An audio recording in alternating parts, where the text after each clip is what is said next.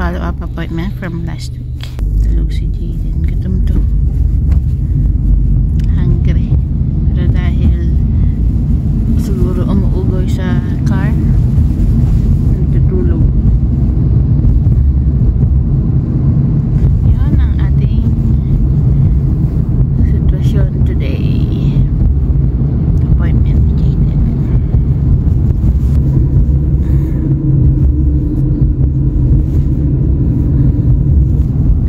Feeling ko nangangawit si Jaden. Kaganyan. Pero wala eh. Hindi pwedeng hindi naka-car seat.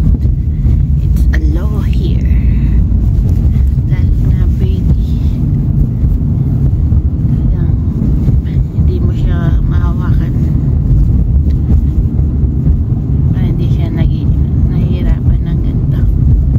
Feeling ko lang nahihirapan siya. Hindi lang siguro malapit na tayo sa clinic kung saan nung pinakita kong appointment niya. Tapos kagabi nag-snow. Kagabi yeah, kagabi o kaninang madaling araw.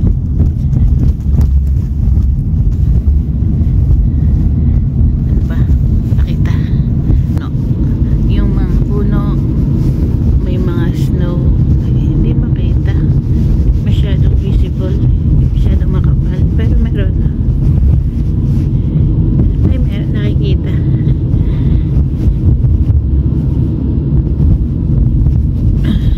Ayan o. Maraming puti-puti. Hindi masyadong makapal. Pero meron.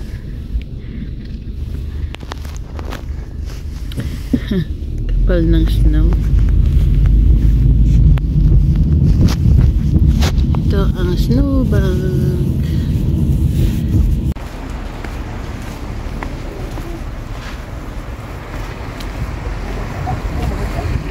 Tapos na kami. It's 11:25 ng umaga.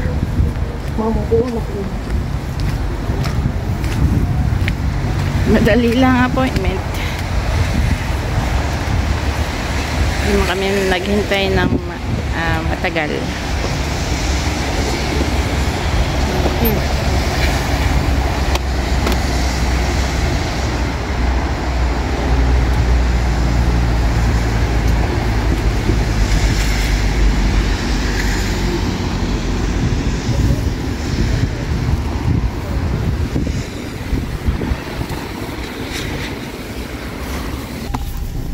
Hindi masyadong malamig kasi nag-snow.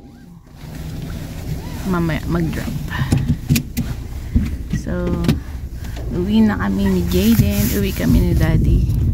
Tapos sila naman ni na Mamang at Janaya aalis.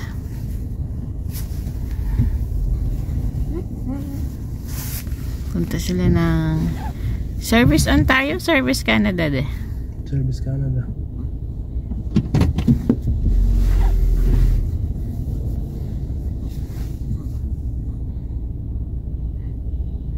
Nanggagawad na. Talaga ngayon nakapahunahan eh de. Kan talaga kin yung bulang. Wapen. Yan nakapapay na yung linwal. Kinuha na yung spot mo.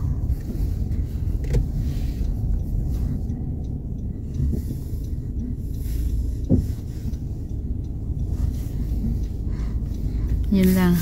Auntie lang parking sa clinic. So kapag talagang punong-puno na yung parking, park ka sa mga mga bahayan. And kailangan mo lang mag-walk. Yeah, mag-park it. He doesn't know how to park it there. Yeah, sa mag-park. Tesla nang ginulitan. Para ka na sense ng Tesla. Right. Malapit na tayo sa bahay. So, okay ang check-up ni Jaden. Nag-gain siya ng weight at least 85 grams per day. Kasi from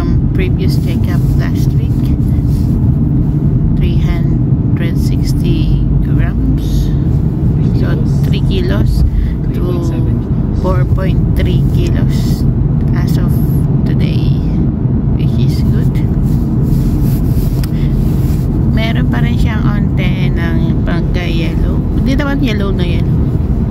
Ayaw pala, chinek nila yung Paalis na. Ano, dada? yung kamay daw. Yung kamay niya? Mabilis mawala yung yellow. So, pag mawala daw yung kamay, ibig sabihin it's normal. Anong mawala? Yung yellow niya sa kamay. Ah. So, chinek nila yung kamay niya, hindi na daw yellow. So, wala na. Ay, So, baka talaga daw, matagal daw talaga mawala. Okay. That's good.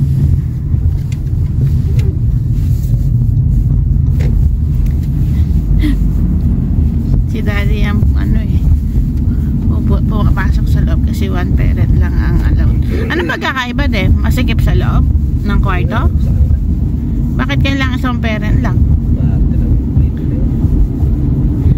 Baka ayaw lang nilang ma-intimidate, dalawang parent nakatingin doon sa nagbibigay ng ano. O isang parent lang kasi ang allowed sa loob.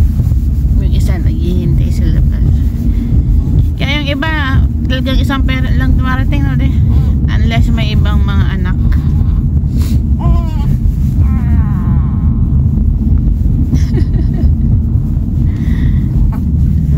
Yun.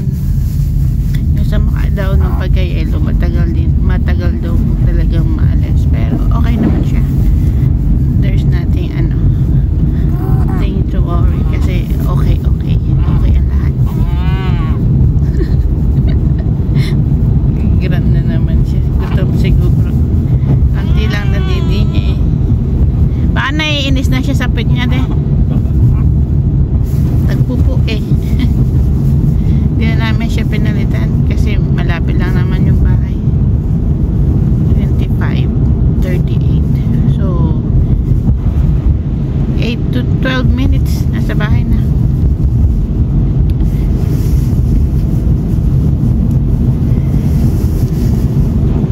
So next appointment niya is after 2 weeks. Next appointment niya is after 2 weeks. Nabuk na siya ni daddy. 11:10 naman. Kaya yun. Okay then.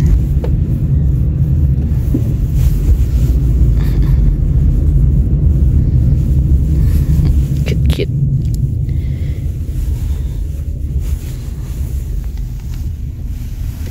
Taas ng snow, oh. Ganda talaga pag puting-puti.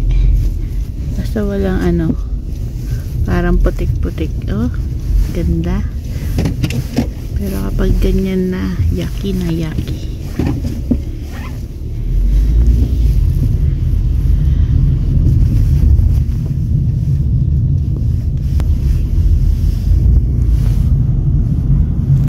Baba na tayo. Hindi, baba mo muna ako.